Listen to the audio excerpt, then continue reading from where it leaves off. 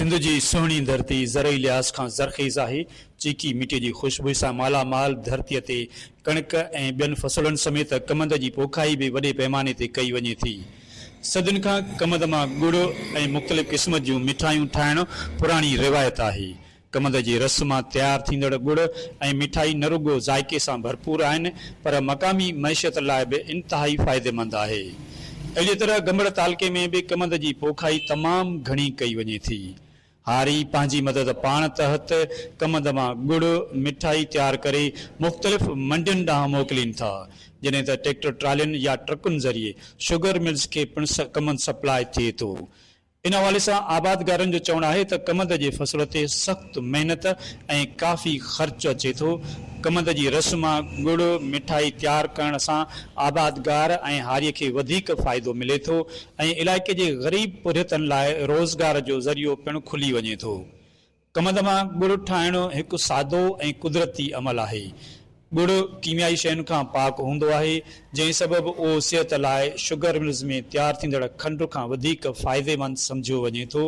गुड़ में लोह, कैल्शियम ऐं तवानाई मौजूदु हूंदी आहे, जेका कमु कंदड़ माण्हुनि ऐं ॿारनि लाइ ख़ासि अहमियत रखे थी।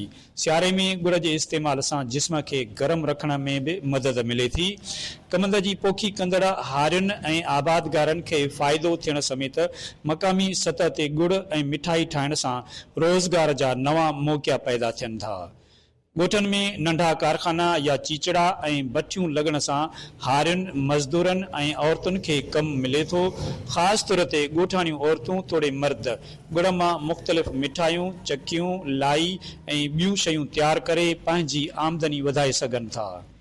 गुड़ ऐं मिठाई जी मक़ामी पैदावार वधण सां कारखाननि जी खंड ते दारोमदार घटिजे थो।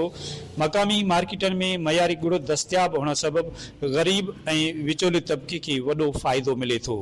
जेकॾहिं हुकूमत ऐं लाॻापियल इदारा जदीद टेक्नोलॉजी, तरबियत ऐं मार्केटिंग जी सहूलियत फ़राहम कनि त हीअ सनअत वधीक तरक़ी करे सघे थी।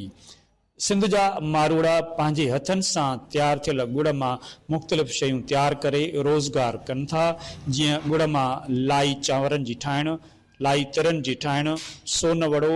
घरनि में मायूं गुड़ सां ताहिरी भत पचाइनि थियूं, जंहिंखे नंढा तोड़े वॾा शौक़ सां खाइनि था, ख़ासि करे सियारे जो ऐं बरसाती मुंद में।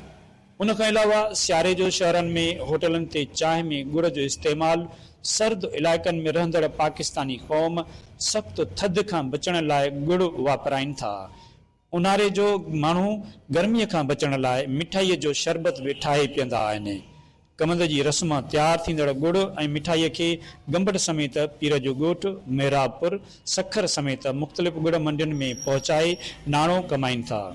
गुड़ ऐं मिठाईअ खे मुख़्तलिफ़ सुवारियुनि ज़रिए मंडियुनि ताईं पहुचाइण समेत मंडियुनि में वाक दौरान कटौती कई वञे थी, जंहिंमें मंडियुनि वारा फ़ी मण ते 11 रुपया पंहिंजे लाइ ऐं 20 रुपया मज़दूर जा उन खां अलावा गुड़ मिठाई पिणु खणनि था।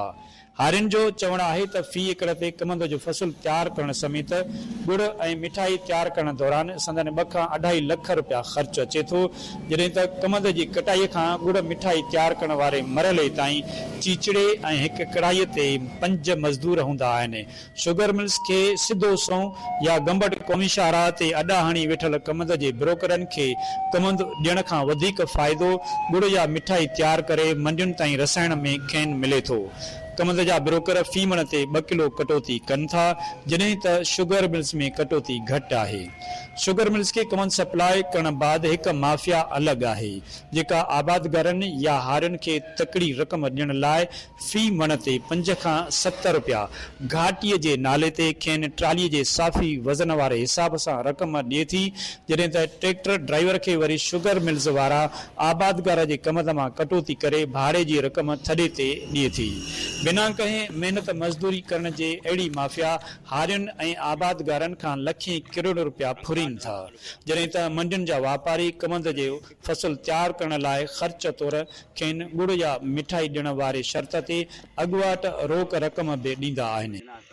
शुगर मिल्स में तैयार थींदड़ खंड जे इस्तेमाल सां कारखानेदारनि खे वधीक मुनाफ़ो थिए थो, छो त हर साल शुगर मिल्स पीढ़ाई बंदि करण खां पोइ खंड जा अघ वधाया वञनि था, पर मक़ामी सतह ते तैयार थींदड़ गुड़ ऐं मिठाई ख़रीद करण सां सिंध जे हारियुनि ऐं आबादगारनि खे सिधीअ रीति फ़ाइदो थिए थो। रिपोर्ट नाज़िम जामड़ो, कोशिश डिजिटल, गंबट।